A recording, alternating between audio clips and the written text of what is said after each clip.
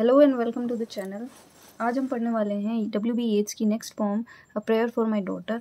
W.B. Yeats की poetry हम काफ़ी हद तक ख़त्म कर चुके हैं, 3-4 और है बाकी, जिनमें से एक है प्रेयर फॉर माय डॉटर जो आज हम पढ़ने वाले हैं। अ प्रेयर फॉर माय डॉटर, इसमें पोएट हैं W.B. येट्स। वो थोड़े चिंतित हैं, उनको टेंशन हो रखी है। क्यों हो रखी है? क्योंकि ये पोस्ट वॉर है, मीन्स लिखी गई थी 1919 में लिखी गई थी ये, जब एंग्लो आयरिश वॉर चल रहा था। और पोएट को ये डर था कि ह्यूमैनिटी के लिए आने वाला फ्यूचर कैसा होगा। और एक टेंशन उनकी अभी अभी हाल ही में पैदा हुई उनकी खुद की बेटी एनी भी है, जो 1919 में ही पैदा हुई थी। तो वो ये प्रेयर कर रहे हैं अपनी डॉटर के लिए कि वो किस तरीके से बड़ी हो, किस तरीके से वो इन सब चीज़ों का सामना करेगी। तो थोड़ी सी थीम देखते हैं। इसकी थीम क्या है कि ये after the first world war लिखी गई थी, मीन्स 1919 में लिखी गई थी। पोस्ट वॉर फ्रस्ट्रेशन इस पोएम में साफ साफ दिखाई देता है कि पोएट को बहुत ज़्यादा टेंशन है, उसको समझ नहीं आ रहा है कि आने वाला फ्यूचर कैसा होगा। एनी वॉज बॉर्न इन 1919 और उनकी जो बेटी है एनी, वो 1919 में पैदा ही हुई थी हाल ही में, मतलब एक नवजात शिशु है, वो इन्फेंट है। और appeared in Michael Roberts and the dancer, ये वॉल्यूम थी, उसके अंदर ये जो पोम है ये पब्लिश हुई थी। तो चलिए देखते हैं फर्स्ट स्टेंजा क्या कुछ कहते हैं वो। Once more the storm is howling and half hid under this cradle hood and coverlid my child sleeps on. There is no obstacle but Gregory's wood and one bare hill, whereby the haystack and roof leveling wind, bred on the Atlantic, can be stayed. And for an hour I have walked and prayed because of the great gloom that is in my mind. Once more the storm is howling. तो बाहर की तरफ, जहाँ वो रह रहे हैं उसके बाहर की तरफ एक बहुत बड़ा तूफान चल रहा है। इट्स होलिंग, होलिंग साउंड है, मीन्स वो जो साउंड है वो बहुत डरावना है, खतरनाक है और बहुत जोरों का तूफान चल रहा है। And half hid under this cradle hood and coverlid my child sleeps on. और उनका जो बच्चा है, मीन्स उनकी जो बच्ची है एनी, वो हाफ हिड है, आधी छुपी हुई है, मतलब आधी ढकी हुई है। अंडर द क्रेडल, क्रेडल होता है पालना, जो होता है पालने के ऊपर जो एक तिरछी जो कवर जो दिया हुआ होता है, उसमें वो कवर की गई है बच्ची। Coverlid my child sleeps on, तो उस पालने में मेरी बच्ची सो रही है। There is no obstacle but Gregory's wood and one bare hill, कि देर इज़ नो ऑब्स्टेकल, किसी तरह का ऑब्स्टेकल नहीं है, किसी तरह की रुकावट नहीं है इस स्टॉर्म के लिए, मतलब कोई ऐसी चीज़ नहीं है जो इस स्टॉर्म को रोक सके।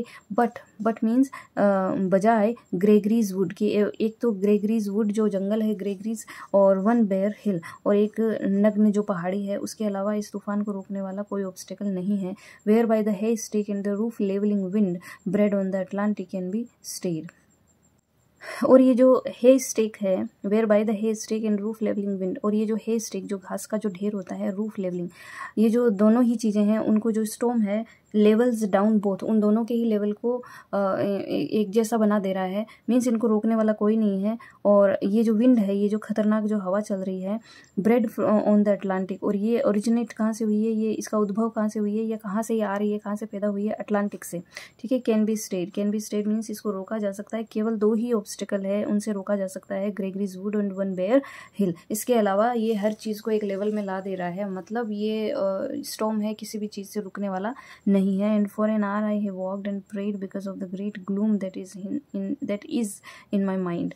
एंड फॉर एन आवर, और 1 घंटे से आई हैव वॉक्ड, मैं चल रहा हूँ, एंड प्रेयर, और मैं प्रेयर कर रहा हूँ, because of the great gloom, क्योंकि because of the great gloom, मतलब जो ग्लूम होता है, उदासी होती है, that is in my mind, कि मेरे जो माइंड है, जो एक स्टॉर्म तो बाहर की तरफ चल रहा है और एक स्टॉर्म मेरे दिमाग में चल रहा है। और वो जो स्टॉर्म है उसको रोकने वाला कोई नहीं है। और मैं उस स्टॉर्म की वजह से, the storm inside me, inside my mind, जो तूफान मेरे दिमाग में चल रहा है, मेरे मन में चल रहा है, उसकी वजह से मैं 1 घंटे से, पिछले 1 घंटे से इधर उधर चल रहा हूँ, और मैं लगातार अपनी बच्ची के लिए प्रेयर कर रहा हूँ, और प्रेयर कर रहा हूँ फॉर द ह्यूमैनिटी। तो एक तरीके का तूफान उनके दिमाग में चल रहा है कि what will be the future of humanity, की इंसानों का आगे आने वाले जो लोग हैं उनका फ्यूचर कैसा होगा, मेरी बच्ची का फ्यूचर कैसा होगा। और चारों तरफ एक तूफान फैला हुआ है जो हर एक चीज़ को के लेवल को एकदम बराबर कर दे रहा है, ख़त्म कर दे रहा है। Next stanza is, I have walked and prayed for this child an hour, and heard the sea wind scream upon the tower, and under the arches of the bridge, and scream in the elms above the flooded stream. I have walked, कि मैं लगातार चल रहा हूँ 1 घंटे से, and prayed, और मैं प्रार्थना कर रहा हूँ for this child an hour, मतलब 1 घंटे से मैं इस बच्चे के लिए प्रार्थना कर रहा हूँ, और मैं इधर उधर चल रहा हूँ। and heard the sea wind scream upon the tower, tower है यहाँ पे जहाँ पे एक पैलेस है जहाँ पे ये पोएट रह रहे हैं।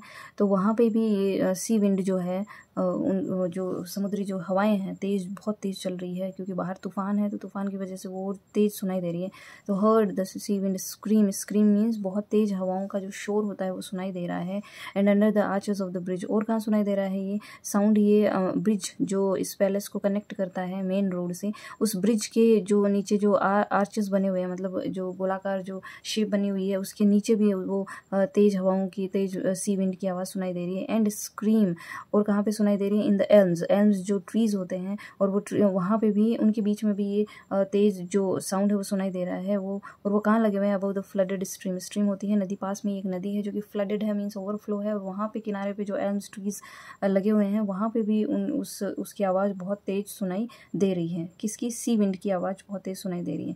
Imagining an excited reverie, imagining an excited reverie that the future years had come, और मैं इमेजिन कर पा रहा हूँ कि जो एक्साइटेडली मैं ये इमेजिन कर रहा हूँ, क्या इमेजिन कर रहा हूँ? रेवरी, रेवरी होता है जो आप दिवा स्वप्न जो देखते हैं, मतलब दिन में देखा जाने वाला सपना, और वो सपना क्या था? That the future years had come, और ये जो फ्यूचर ईयर्स है ना, जो समय वो आ चुका है, वो वाला समय, वो वाला फ्यूचर वो आ चुका है, वो डांस कर रहा है, dancing to frenzied drum, frenzied होता है फ्यूरियस, बहुत गुस्से वाले श्रिल जो साउंड है ना, तो जो श्रिल बीट है उस ड्रम का, ड्रम किसको बोला है? बीट ऑफ ड्रम किसको बोला है? The shrill sound of sea wind. तो वो जो ड्रम है उसके अगेंस्ट वो बीट कर रहा है, और उस बीट पे ये जो फ्यूचर है ये डांस कर रहा है। और ये जो भविष्य है ये इनोसेंस ऑफ द सी, मतलब समुद्र के इनोसेंस से निकल के सामने आया है। और ये कैसा है? इनोसेंस, समुद्र भले ही इनोसेंट है, लेकिन ये साथ में मर्डरस भी है, ये किसी को तकलीफ भी पहुंचा सकता है। Next stranger, may she be granted beauty and yet not beauty to make a stranger's eye distraught, or hers before a looking glass, for such being made beautiful overmuch, consider beauty a sufficient end. May she be, वो भगवान से प्रार्थना करते हैं कि उसे, मैं चाहता हूँ कि मेरी बेटी है, जो बच्ची है, उसको ग्रांटेड मतलब दिया जाए, ग्रांटेड ब्यूटी, उसको ब्यूटी दी जाए, उसको सुंदरता दी जाए, and yet not beauty to make a stranger's eye distraught, लेकिन इतनी ब्यूटी भी, उसको सुंदरता भी ना दी जाए कि वो क्या कर दे, कि किसी भी स्ट्रेंजर को, अजनबी की आंखों को डिस्ट्रैक्ट कर दे, मतलब उसका ध्यान भटक जाए, इतनी ज़्यादा ब्यूटी भी नहीं हो। और hers before a looking glass, और ऐसा भी नहीं हो, इतनी ब्यूटी भी ना दी जाए उसे कि वो एनी टाइम अपने आप को आईने के सामने या मिरर के सामने बिठाए रखे, अपने आप को निहारते रहे। For such being made beautiful over much, और जैसे इतना ओवर मच उनको ब्यूटीफुल भी ना बनाया जाए कि consider beauty as sufficient end, कि उन्हें लगे कि उनकी ब्यूटी पे ही सब कुछ खत्म हो गया है, मीन्स वो एकदम से संतोषी बन जाए वहीं पे और आगे कुछ करे ही ना, सफिशिएंट मानने लगे उसको। Lose natural kindness and maybe the heart revealing intimacy that chooses right and never find a friend. Lose natural kindness, और अगर बहुत ज़्यादा ब्यूटीफुल अगर वुमन होता है तो इट लूजेस, मतलब ये खो देती है नेचुरल काइंडनेस को, नेचुरल जो काइंडनेस इंसान में होती है वो उसको खो देते हैं। And maybe the heart revealing intimacy that chooses right, और बिकॉज ऑफ दिस काइंडनेस, ये जो काइंडनेस है इसकी वजह से जो हार्ट रिवीलिंग आप में इंटीमेसी होती है, आत्मीयता होती है एक व्यक्ति की दूसरे की तरफ, दैट चूजेस राइट, जो वही इंटीमेसी, वही आत्मीयता जो एक राइट जो पार्टनर है उसको चुन सके। And never find a friend, अगर ये काइंडनेस ना हो तो क्या हो सकता है? नेवर फाइंड अ फ्रेंड, फिर उसको कभी भी, उस लेडी को या उस वुमन को कभी भी एक अच्छा फ्रेंड नहीं मिल पाता, एक अच्छा साथी नहीं मिल पाता। तो क्योंकि नेचुरल काइंडनेस ही एक वो इंसान के पास होता है जिसकी वजह से वो एक अच्छे पार्टनर की तलाश कर सकते हैं, राइट पार्टनर की तलाश कर सकते हैं। लेकिन अगर ये नेचुरल काइंडनेस इंसान में ना हो तो वो उसको एक कभी अच्छा फ्रेंड, आत्मीय जो फ्रेंड होता है, दोस्त होता है या पार्टनर होता है, वो कभी भी नहीं मिल पाता। तो इतनी ब्यूटी भी मुझे अपनी बेटी के लिए नहीं चाहिए। Next is Helen being chosen found life flat and dull, and later had much trouble from a fool, while that great queen that rose out of the spray, being fatherless could have her way, yet chose a bandy-legged smith for man. Helen of Troy का नाम आपने सुना होगा, जो Paris के साथ भाग गई थी। Being chosen found life, उसने चुना, किसको चुना? एक फूल को, एक मूर्ख को चुना उसने, जो कि पेरिस था, उसको चुना। Found life flat and dull, जिसकी वजह से उसकी जो लाइफ है वो फ्लैट हो गई थी, डल हो गई थी, एकदम नर्वस हो गई थी वो। And later had much trouble, और उसको बहुत सी ट्रबल का, बहुत सी मुसीबतों का सामना करना पड़ा था फ्रॉम ए फूल, एक मूर्ख व्यक्ति के साथ भाग जाने की वजह से।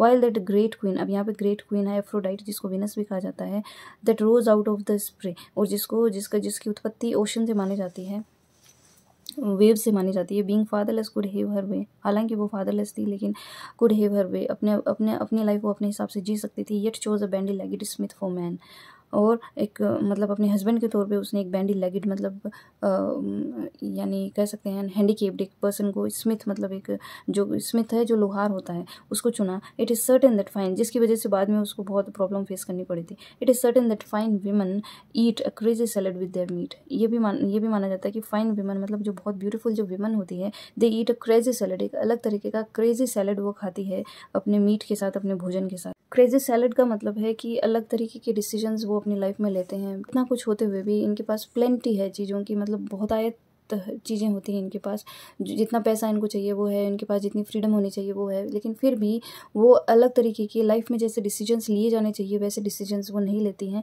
तो क्रेजी सैलेड से मतलब है कि अजीब तरह की डिसीजंस वो अपनी लाइफ में लेती हैं। Whereby the horn of plenty is undone, और जो हॉर्न ऑफ प्लेंटी का मतलब है कि किसी तरह की आपकी लाइफ में जो सफिशिएंसी है, मीन्स आपकी लाइफ में जो बहुतायत जो चीज़ें आपको मिली हुई है इज अनडन, उनका वो सही तरीके से यूज़ नहीं कर पाती हैं और अपने लाइफ के वो डिसीजंस हैं उनके हमेशा गलत रहते हैं। तो ये दो जो औरतें हैं, हेलन है वो आपको पता ही है कौन थी, और ये जो वीनस है ये अपने आप में बहुत ही महान जो लेडीज़ मानी जाती है, विमन मानी जाती है, बहुत ब्यूटीफुल मानी जाती है, लेकिन इतना कुछ होते हुए भी इन्होंने बहुत कुछ खो दिया। इनकी लाइफ के जो डिसीजंस थे वो सही नहीं थे। In courtesy I would have her chiefly learned hearts are not had as a gift but hearts are earned. In courtesy कि मैं जो सबसे जो मेन चीज़ है हर चीफली लर्नड कि सबसे जो चीफ जो चीज़ है जो मैं अपनी बेटी को सिखाना चाहता हूँ वो है कर्टसी।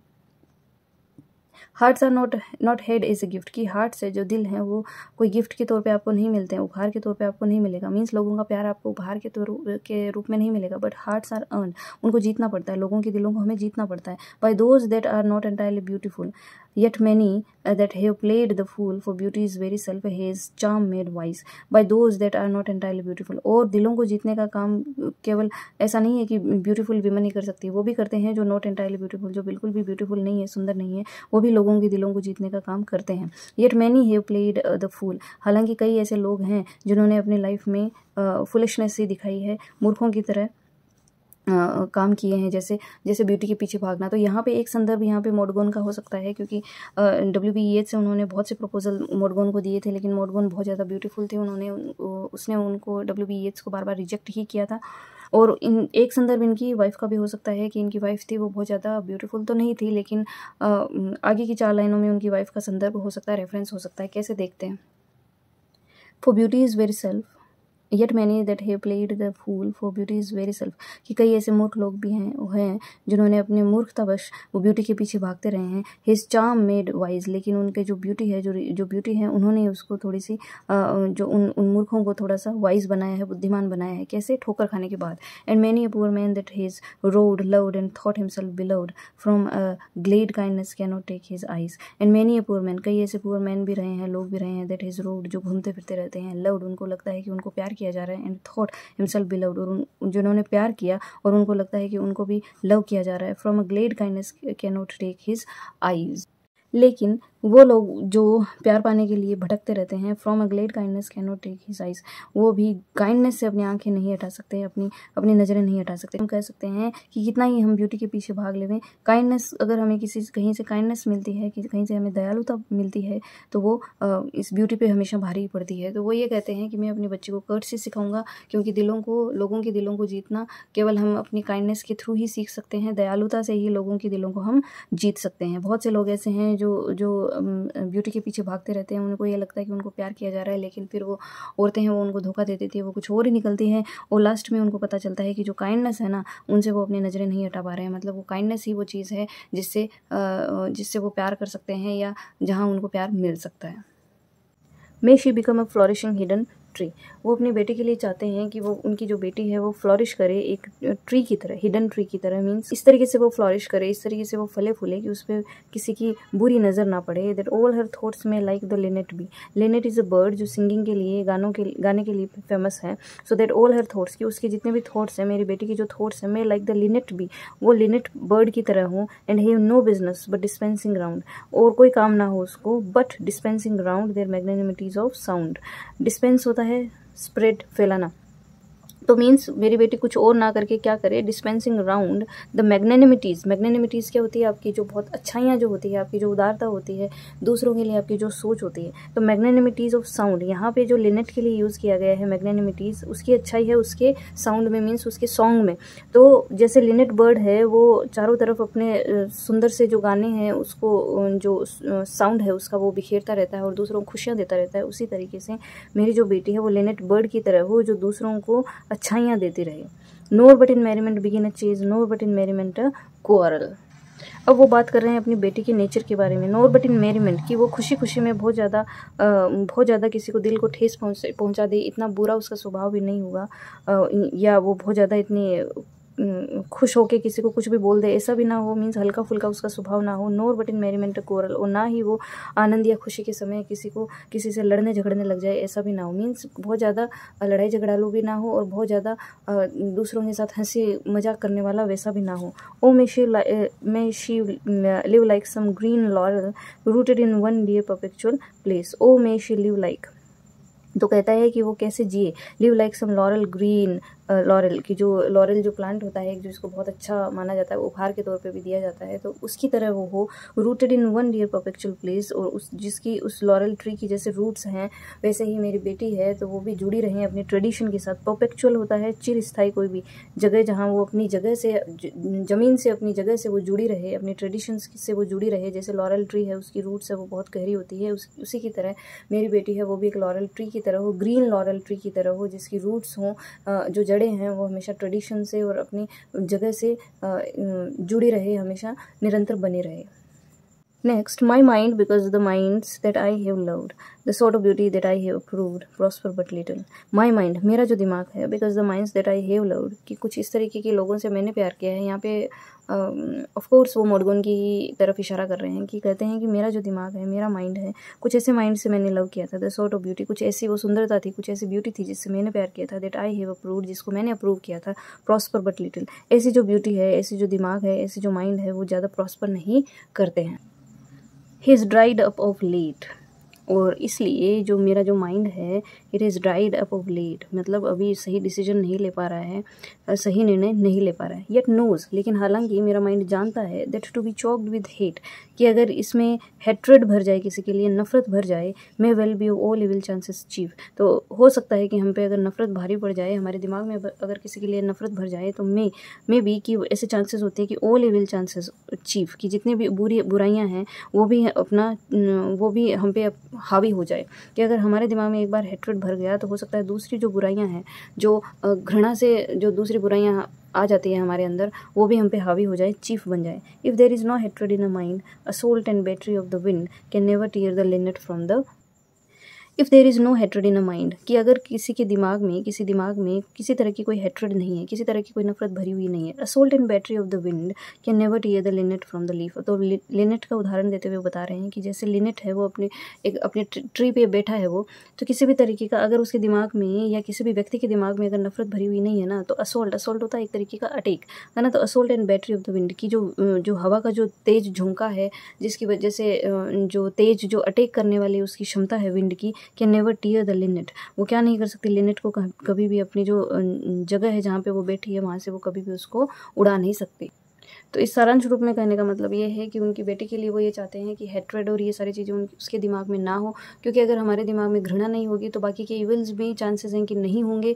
और अगर ऐसा नहीं होता है और हमारा दिल अगर साफ होता है, तो हम अपनी कंडीशन से, अपनी जो स्थिति है उससे कभी भी उस पर डटे रहेंगे हमेशा, और कभी भी हमें कोई चीज़ है वो वहाँ से हटा नहीं सकती। An intellectual hatred is the worst, so let her think opinions are accursed. Have I not seen the loveliest woman born out of mouth of plenty's horn? An intellectual hatred. Intellectual means the hatred of mind. कि जो दिमाग की जो hatred है ना हमारी, जो दिमाग में भरी होती है, इंटेलेक्चुअल जो hatred है रिलेटेड टू माइंड, कि जो माइंड की जो hatred है ना, इज़ द वर्स्ट, ये सबसे बुरी है। So let her think opinions are accursed. सो मैं ये चाहता हूँ कि मेरी बेटी है वो ये सोचे कि उसके जो ओपिनियंस है दे आर अकर्स्ड। अकर्स्ड मीन्स वो खराब है, घटिया है, मीन्स अपने ओपिनियंस को वो दूसरों के सामने ना रखें तो ही उसके लिए अच्छा होगा। Have I not seen the loveliest woman born फिर वो मोडगोन को याद करते हुए कहते हैं कि क्या मैंने लवलीस्ट वुमन देखी नहीं है इस धरती पे। Out of the mouth of plenty's horn, plenty's होन मीन्स किसी चीज़ की कोई कमी ना होना, बहुत अच्छी अपब्रिंगिंग होना, आपकी फैमिली जो बैकग्राउंड है वो बहुत अच्छा होना, बहुत पैसे वाला होना, आपके पास सब कुछ होना। तो out of the mouth of plenty's horn कि मैंने सबसे लवलीस्ट जो वुमन है मॉडगोन उसको देखा है मैंने, और जिसके पास किसी चीज़ की कोई कमी नहीं थी। Because of her opinionated mind, क्योंकि उसका जो माइंड था बहुत ज़्यादा हठी था और कह सकते हैं ओपिनियंस उसमें बहुत ज़्यादा थे। वो अपने हिसाब से चलने वाली औरत थी, अपना ही वो जो खुद की बातों को वो फॉलो करती थी, किसी दूसरे की ओपिनियन पे कोई विश्वास नहीं रखती थी। तो because of her opinionated mind barter that होन एंड एवरी गुड, दैट होन प्लेंटी ऑफ होन है ना। होन मीन्स है आपके पास जो कुछ भी चीज़ें हैं, मीन्स आपकी ऐशो आराम, जो भी अच्छा जो बैकग्राउंड है फैमिली आपका, अच्छा बैकग्राउंड, आपकी अपब्रिंगिंग जो है बहुत अच्छी थी उसकी। लेकिन उसने अपने इस हठी दिमाग की वजह से, अपने बहुत ज़्यादा ओपिनियन से भरे हुए दिमाग की वजह से बार्टर कर लिया। बार्टर होता है एक तरीके की अदला बदली कर लेना।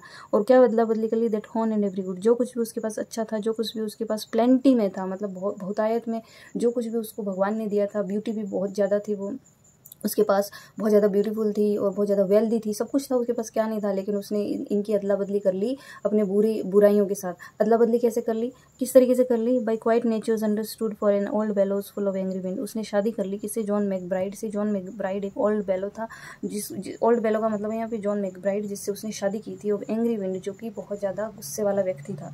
तो उससे शादी करके उसने क्या कर लिया, अपना जो अच्छाई थी ना, मतलब जो कुछ भी चीज़ें भगवान ने उसको ब्यूटी दी थी, उसको वेल्थ दिया था, सब कुछ उसने बर्बाद कर लिया। उसकी अदला बदली उसने दुखों से कर ली। दुखों से कैसे कर ली? इस बंदे से शादी करके, जॉन मैकब्राइड जो व्यक्ति था, इससे शादी करके। तो कहता है कि मैंने लवलीस्ट विमन देखी है इस धरती पे, जिनके पास किसी तरह कोई कमी नहीं लेकिन वो अपने ओपिनियनेटेड माइंड की वजह से, क्योंकि वो खुद की करती है, जिसकी वजह से वो ऐसे डिसीजंस ले लेती हैं जो उनको लाइफ में फिर तकलीफ़ों का सामना करना पड़ता है। तो वो अपनी बेटी से ये चाहते हैं कि उसके जो ओपिनियंस हैं वो उनको इस नज़र से देखे कि वो जो ओपिनियंस उसके हैं वो ख़राब है, घटिया है, अकर्स्ड है, मतलब वो अच्छे नहीं हैं। Considering that all hatred driven hence the soul recovers radical innocence. Considering that कि ये जो कुछ भी hatred और ये सब बातें जो मैंने बताई है, तो considering that उन सब बातों को ध्यान में रखते हुए all hatred driven hence, all hatred जो भी घृणा है, जो भी नफरत है हमारे मन में दूसरों के लिए, उसको जब हम driven कर देते हैं, मीन्स जब हम उसको दूर भगा देते हैं, तो soul recovers, तो soul recover हो जाती है। radical innocence, radical होता है सुधार आना किसी चीज़ में, सुधारवादी। innocence मीन्स प्योर हो जाना। तो वो एकदम से जो हमारी सोल है वो रेडिकली एकदम प्योर हो जाती है, एकदम साफ सुथरी हो जाती है, साफ हो जाती है, सुंदर हो जाती है। And learns at least that it is self delighting, self appeasing, self affrighting. और वो सोल क्या सीख जाती है एट लास्ट, अंत में, जब ये सारे इविल्स जो हेट्रेड है हमारे मन में, जो नफरतें हैं, ये सारी अगर हटा दी जाती है, तो हमारी जो सोल है वो एकदम प्योर हो जाती है। और ये सीख जाती है सेल्फ डिलाइटिंग, खुद से ही खुश करना सीख जाती है, खुद को खुद से ही अपीज करना, किसी को जैसे मनाना, शांत करना, तो खुद को खुद से ही शांत करना, मनाना सीख जाती है। सेल्फ अफ्राइटिंग, और कई जगह खुद को डराना भी पड़ता है, तो वो सोल जो है वो खुद को ही खुद से डराने भी लग जाती है, खुद से ही खुश हो जाती है, खुद को ही शांत कर लेती है। And that its own sweet will is heaven's will. और जब हमारी जो सोल है वो एकदम प्योर हो जाती है, तो इसकी जो इच्छा होती है ना, वो भगवान की इच्छा की जैसी होती है। हेवंस विल मतलब होता है गॉड्स विल, कि भगवान की इच्छा की तरह होती है, क्योंकि हमारा मन एकदम साफ सुथरा होता है, इसमें किसी तरह की हेट्रेड नहीं होती है, दुर्भावना नहीं होती है। तो हमारी जो इच्छा होती है, खुद की जो विल होती है, वो भगवान की इच्छा के समान होती है। शी कैन दो एवरी फेस शुड स्काउल, तो शी मीन्स द डॉटर। तो कहता है हो सकता है दो एवरी फेस शुड स्काउल, मतलब हो सकता है कि बहुत से लोग ऐसे हो जो अपने मुंह बनाए उसके ऊपर, या अपनी त्योरियाँ चढ़ाएं। इसका मतलब है कि बिगड़े उसके ऊपर, उसकी किसी बात से हो सकते हैं वो नाराज हुए, उनको अच्छा ना लगे। And every windy quarter howl or every bellows burst be happy and every windy quarter howl. और ये जो विंडी हाउल है, मतलब ये जो बहुत खतरनाक जो साउंड है विंड का, ये उसको हर जगह सुनाई देगा। And every bellows burst be happy still. Every bellows means कोई भी व्यक्ति है उस पर जब उस पर बर्स्ट करेगा, जब चिल्लाएगा, शी कैन बी हैप्पी। इस लाइन को इस तरीके से जोड़ना है, शी कैन बी हैप्पी। मतलब अगर उसकी जो सोल है वो एकदम पवित्र हो जाएगी, ये सारी दुर्भावनाओं से अगर दूर हो जाएगी, तो शी कैन बी हैप्पी। चाहे वो कितने भी वर्ल्डली जो कितने भी लोग हैं, जो जितनी भी तरह की मुश्किलात आए उसकी लाइफ में, लेकिन फिर भी शी कैन बी हैप्पी, वो खुश रहेगी या खुश रह सकती है। And may her bridegroom bring her to a house where all is accustomed ceremonious. यहाँ पे वो उसके डॉटर के फ्यूचर के बारे में देखते हैं कि वो कैसे घर में जाए, कहाँ जहाँ पे ऐसे घर में जाए जहाँ पे कस्टम्स को, जहाँ पे ट्रेडिशंस को बहुत ज़्यादा फॉलो किया जाता है, वो जहाँ पे रूट्स से जुड़े रहने वाले, अपनी जड़ों से जुड़े रहने वाले लोग हों। तो कहते हैं कि मे हर ब्राइड ग्रूम, की उसका जो होने वाला जो हस्बैंड है, उसका जो ब्राइड ग्रूम है, bring her to a house, एक ऐसे घर में उसको लेके आए where all is accustomed and ceremony, जहाँ पे हर तरह की रीति रिवाजों को फॉलो किया जाता है, सारे तरह की ट्रेडिशंस को फॉलो किया जाता है। For arrogance and hatred are the waves paddled in the thoroughfares, क्योंकि वो कहते हैं कि जो एरोगेंस है, हमारा जो घमंड है, और जो हेट्रेड है, जो नफरत है, दे आर द वेव्स, मतलब ये सामग्रियाँ वो है, ये ऐसी चीज़ें हैं पैडल्ड जो बेची जाती हैं इन द thoroughfares। thoroughfares मतलब on the streets, on the roads, गलियों में जो वेंडर्स हैं, स्ट्रीट वेंडर्स होते हैं, जो बेचने वाले होते हैं, उनके द्वारा ये तो बेची जाती हैं। मतलब ये तो गलियों में ही हर कहीं आपको मिल जाएगी। तो घमंड और नफरत है तो बहुत कॉमन चीज़ें हैं जो आपको कहीं भी इजीली मिल जाएंगी, है ना। रोड्स पे घूमते फिरते ही जो बेचने वाले आते हैं वही आपको दे जाएंगे। How but in custom and in ceremony are innocence and beauty born. जो कस्टम्स और जो सेरेमनी का जो एटमॉस्फेयर होता है ना, जो वातावरण होता है, वहीं पे इनोसेंस और ब्यूटी, जो रियल ब्यूटी जो होती है, वो फ्लॉरिश कर सकती है, वो फल फूल सकती है।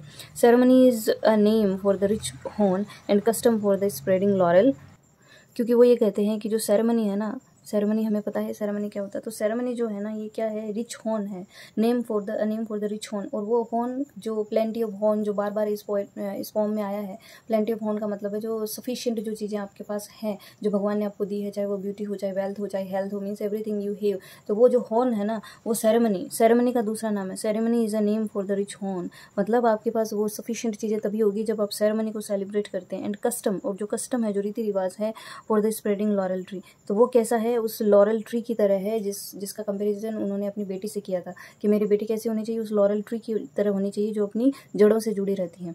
तो जो कस्टम है, जो रीति रिवाज हैं, वो भी वैसे ही है जैसे लॉरेल ट्री। तो इसलिए इस स्टेंजा में जो राइटर है, जो पोएट है, वो अपनी बेटी को ऐसे घर में देखना चाहते हैं इन फ्यूचर, जहाँ कस्टम्स को, रीति रिवाजों को, सेरेमनीज को सेलिब्रेट किया जाए, जहाँ पे इन चीज़ों को फॉलो किया जाए। क्योंकि जो नफरत है, एरोगेंस है, घमंड है, नफरत है, ये सारी चीज़ें तो हमें हर कहीं मिल जाएगी, बहुत सस्ते में मिल जाती है, हर व्यक्ति के दिल दिमाग में ये होती है। लेकिन जब प्योरिटी ऑफ जो सोल है, वो तभी होती है जब हम कस्टम्स को, सेरेमनी को, इन सबको सेलिब्रेट करें और अपनी जड़ों से जुड़े रहें।